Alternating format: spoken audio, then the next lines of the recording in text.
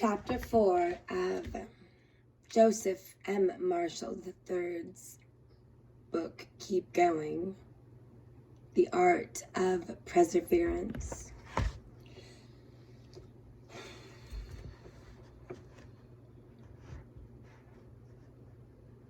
When our oldest son died, Old Hawk recalled, there were many others who suffered the same kind of loss. The Spanish flu came through the northern plains like a prairie fire. It hit us all, our people and the whites too. But we all helped each other. We buried our dead and cried together. Your grandmother and I were young, but we somehow had the sense to listen to our parents and grandparents. They told us to live each day and not worry about tomorrow. Yesterday cannot be changed, they told us. So, we lived one day at a time, and each day was a step to that moment when we could think of our son without weeping. You will always feel sadness, but we are stronger for it.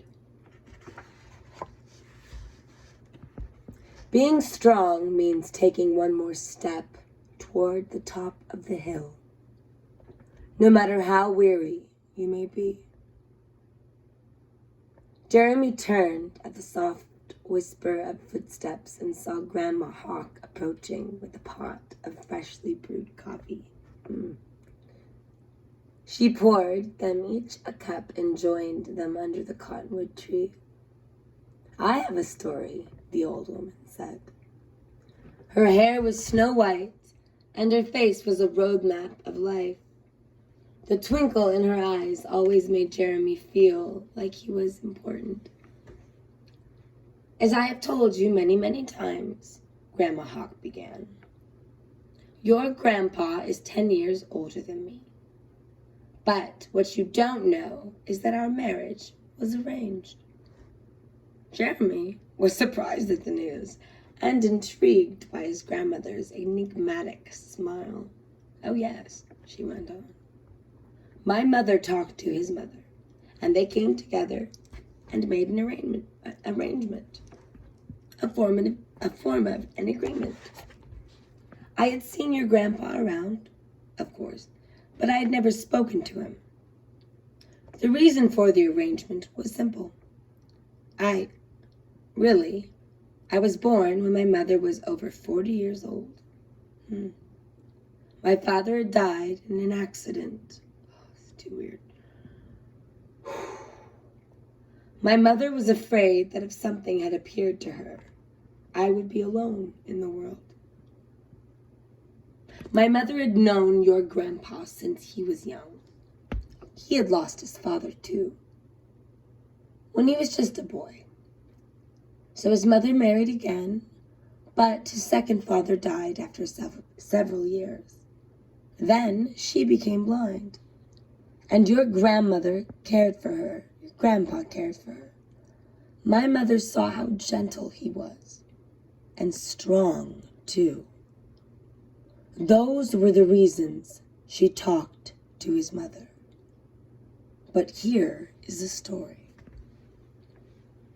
Long ago, a woman among our people had 3 very persistent suitors, and she couldn't make up her mind which one to choose. So, her father devised a plan to test the young men, to determine which one might be worthy of his daughter. Near the village was a high hill with a long, long slope leading to the top. The father asked each young suitor to run to the top of the hill and down again 7 times. But they had to do it on a cold, rainy night. It was not a race, you see. And at the top of the hill sat 3 old men. Each was to count how many times each young man made it to the top. So, One day they began after the rain had been falling for some time, and the long slope had become very treacherous. Running in the mud was by no means easy, but the young men tried. By the third time to the top of the hill, each of them was covered in mud from falling, makes sense, and soaked to the skin. By the fifth time, they were crawling most of the way on their hands and knees. Now, by the sixth and seventh times, they were moving on sheer willpower. Brio. That's what we call it with the Peruvian peso horses. It's will. Brio. They all climbed 7 times, then reached the bottom of the slope. And it seemed that the issue of who deserved to marry the young girl was still in doubt. The young men collapsed, believing they had done everything the young woman's father had asked of them. But he had one more request. Air quoting. Climb that slope one more time. End of air quote. He instructed. And that, 2 of the young men became very angry. I cannot go again, one protested. I'm too exhausted, the second agreed. Neither could take another step up the hill. The third young man was no less exhausted, but he stood nonetheless. And with all the remaining strength he could muster, he took one more step and fell on his face. People who had gathered to watch the contest helped the exhausted young men to their lodges. The next morning, they all awoke, thinking that they had failed. In the afternoon, the father of the girl sent a messenger to the lodge of the third young man, because he found the strength of spirit to try, even though all he could do was fall on his face. He knew that the young man who had tried one more time, even though he was physically spent, would have the strength to be a good husband and a provider for his daughter. My mother told me that story when I asked her why she had chosen your grandfather for me. And I've never regretted that my marriage was arranged. Because, you see, the longer we travel on this journey that is our life, we learn that there is more than one way to be strong. We can be strong of body, mind, and spirit. In the days of our youth, however, we put our faith in the flesh, blood, and bone. We think strength is going faster, farther, and higher. We solve a problem by overwhelming it or wearing it down. But there comes a time when we can no longer do that. Eventually, as we grow, we learn to our dismay that we cannot go as fast and or as far or as high. So, we learn to value the turning to our intellect, our ability to reason. We attack the problem only after we've studied its various parts. While flesh, blood, and bone cannot sustain strength indefinitely, we discover that knowledge can. It is strength which can grow and grow indefinitely if need be. With the store of knowledge, we begin to reach for wisdom. As it is revealed to us more and more, we realize that we have reached our ultimate strength. Like knowledge, wisdom grows. It takes time and lessons. Sometimes repeat lessons. If knowledge is strength of mind, then wisdom is the strength of the soul. So saying, Grandma Hawk departed, her shoes raising small wisps of dust in the grass. Old Hawk smiled. I've never heard that story about the 3 young suitors, he confessed. But your grandmother was always full of surprises. She is right, about how strength changes as we travel on our journey. But there is something else. Whatever our strengths are at any given moment on this journey, or our weaknesses for that matter, they are not a preventative. Challenges will be thrown in our path. Whatever the challenges, whatever the obstacles, we must keep our gaze toward the top of the hill. You might ask, why the top of the hill? Well, because life, we say to ourselves, gives us many hills and mountains to climb.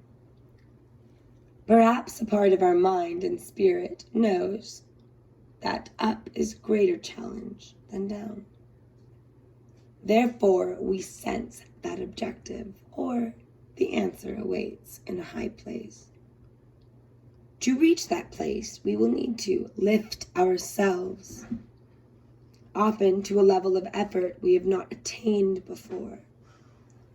But the reward is greater for climbing upward because little or no strength is required to go down. It's very true. It happens sometimes. A couple steps backwards. Grandpa asked the young man, and the young man's name is Jeremy in the story. Have you ever quit at anything? Grandpa replied, yes, I have, and I have come close to it many times. Jeremy was surprised. He could not recall a single instance when his grandfather had given up on anything. Honestly, Grandpa, I can't remember you ever quitting. But if you did, why did you? Grandpa replied, weariness. Quitting because we are weary, fatigued, or drained feels as though it is the right thing to do. Weariness whispers to us, telling us, begging us to stop, to quit, to simply give in. As at many places along our journey, we reach a moment of choice, as you are now.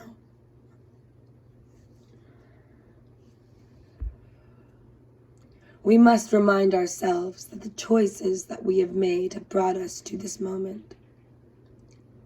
We must further remind ourselves that quitting, stopping, or giving in is a choice and not mandatory, no matter how seductive the voice of weariness may be. We will always serve ourselves best to take one more step, no matter how small or how painful it is, or in spite of thinking that we all have, is one last step. We owe that to our journey and ourselves, to take that one last step, then determine what to do after we have taken it. The will, that force, that energy that drove us to crawl and then to stand, and then to take those first shaky steps on this journey, is that which has sustained us throughout. It is the same will, that same force, that same energy, that unrelenting part of our being that enables us to take one more step. It means letting the tears flow through the grief. I think one of the greatest strengths of our people, Old Hawk said, is our ability to laugh. Yes, synchronicity. Well, sometimes it's the only way to face something that is especially difficult. We laugh at it. By laughing, we diminish it somehow, and we can cope with it easier. Laughing lifts our spirits, and grieving cleanses it, and nothing gives voice to grief like weeping, especially the way our women do it. My mother told me about two sisters who lived together.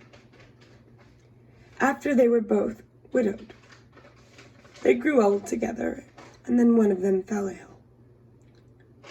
The younger sister kept vigil at the bedside until death came. Then she wept.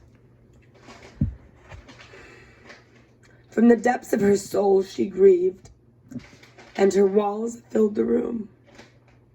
Those in the room found themselves weeping with her. Then, after a time, the weeping ceased. Several of the people in the room embraced the grieving woman, wiping away her tears as she wiped away theirs. Something else that my mother said about those sisters stayed with me. They laughed a lot. So I think the younger sister wasn't afraid to weep because she wasn't afraid to laugh either. Funny thing is, you can laugh so hard that tears come out of your eyes. I think laughter and weeping have to be related. Isn't that wild? I agree. And they both should have a place in our lives. We should embrace those things, our abilities to both laugh and cry. No one likes to weep. Nope. Or should I say, no one wants a reason to weep. But we should not be afraid to cry. On the other hand, I think we should find reasons to laugh.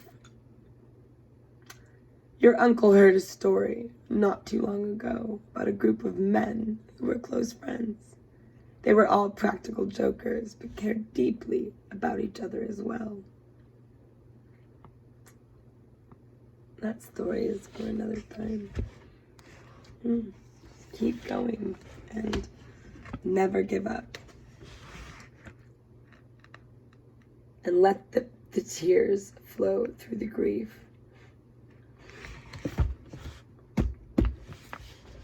In